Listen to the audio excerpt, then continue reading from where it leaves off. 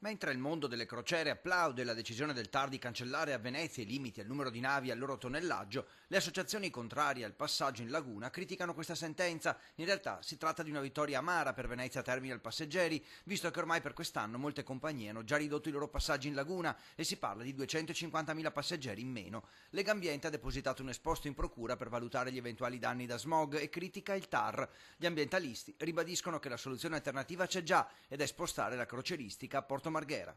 In via provvisoria è già disponibile Porto Marghera, potrebbero già andare lì le navi nell'attesa di una soluzione definitiva che per quanto ci riguarda non è assolutamente Canale Contorta, ma è la riconversione e riqualificazione di Porto Marghera.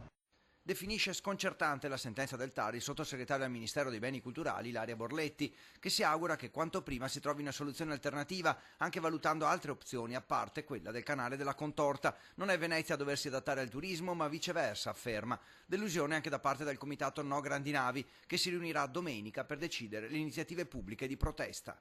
Evidentemente si tornerà a tirare fuori le bandiere, le barche e sicuramente noi continueremo a fare la nostra parte per impedire questa distruzione alla nostra città.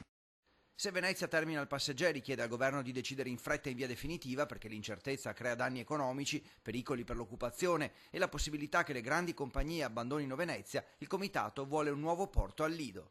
Un porto alle bocche di Porto e Lido, tra l'altro praticabile in minor tempo e con minor spesa dello scavo del canale Contorta, salvaguarderebbe la città, la laguna ed anche i posti di lavoro, anzi probabilmente li aumenterebbe.